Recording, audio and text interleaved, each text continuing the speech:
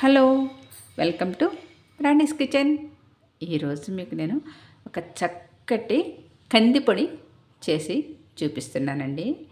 పూర్వకాలంలో కందిపొడి, గోంగూర పచ్చడి, ఆవకాయ లేని ఇల్లు ఉండేది కాదండి.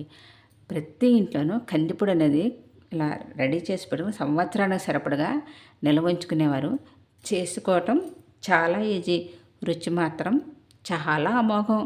అలాంటి కందిపొడిని ఈరోజు మీకు నేను చేసి చూపిస్తాను. చూడండి ఎంత బాగుందో.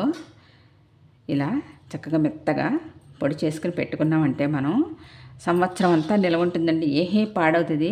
వేడి వేడి అన్నంలో కొంచెం నెయ్యి కానీ నూనె కానీ వేసుకుని ఇలా ఒక్క స్పూన్ కందిపొడి వేసుకుని తిన్నారంటే ఆ రుచిని వర్ణించలేమండి.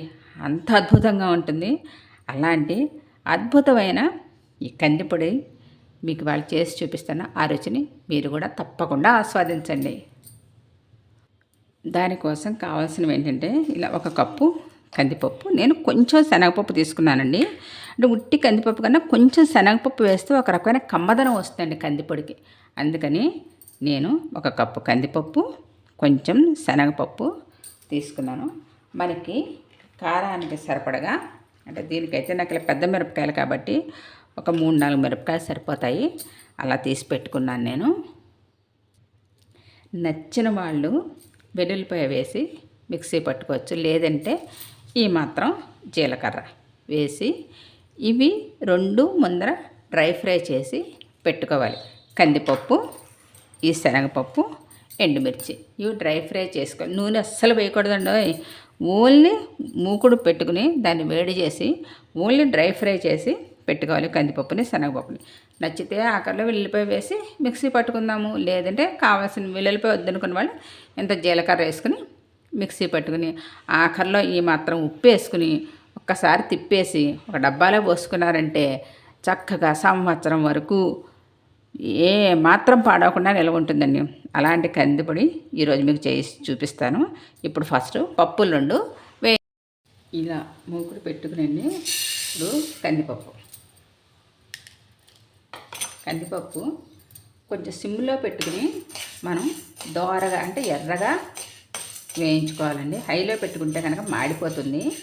సిమ్లోనే పెట్టుకుని వేయించుకోవాలి. ఈ కందిపప్పు వేగిన తర్వాత శనగపప్పు, ఎండుమిరపకాయలు కూడా వేయించేసి పక్కన పెట్టేసుకుందాము.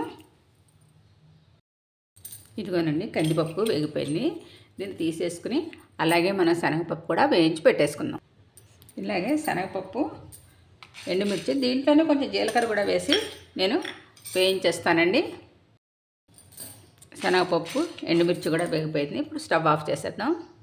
ఇప్పుడు ఈ పప్పులు బాగా చల్లారిపోయాయండి. ఇప్పుడు ఈ పప్పులు, ఎండుమిర్చి ముందు మిక్సీ పట్టేసుకుని లాస్ట్లో మనం సాల్ట్ వేసుకుని ఇంకొకసారి తిప్పేసుకుని పక్కన పెట్టేసుకుందాము. అయిపోతుంది. ముందు ఒకేసారి ఉప్పు వేసేస్తే కనుక ముద్ద అయిపోతుంది అనమాట, పొడి పొడిగా రాదు. అందుకని ఫస్ట్ కొంచెం దీన్ని అంతటిని బాగా మెత్తగా పౌడర్ చేసుకున్న తర్వాత లాస్ట్లో సాల్ట్ వేసుకుని మనం ఓ తిప్పేసుకుని డబ్బాలో పెట్టేసుకోవచ్చు.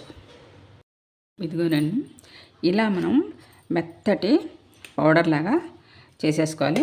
నేను ఇందాక వేయించినప్పుడు కొంచెం జీలకర్ర వేశాను, కానీ పైన ఈ మాత్రం జీలకర్ర కొద్దిగా వేసి ఇంకొకసారి తిప్పేస్తానండి. ఎందుకంటే మంచి సువాసన ఉంటుందన్నమాట. వేయించింది వేరు, కొంచెం పచ్చిది వేసి తిప్పితే ఆ టేస్ట్ ఇంకా బాగుంటుంది. అందుకని కొంచెం ఈ జీలకర్ర వేసి తిప్పేస్తాను నేను. ఆహా, చక్కటి కందిపొడి రెడీ అయిపోయింది. చూడండి, చాలా సింపుల్, అన్నంలోకి మంచి ఆధారం ఇది.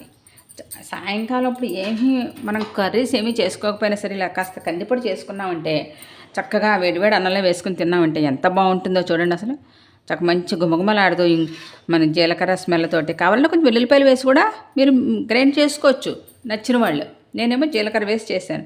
చూడండి ఎంత చక్కటి కందిపొడి, చాలా ఈజీగా చేసుకోవచ్చు. మీకు వాళ్ళు నేను చేసి చూపించాను. నా ఈ ఛానల్ నచ్చితే కనుక లైక్ చేయండి, షేర్ చేయండి, సబ్స్క్రైబ్ చేయండి.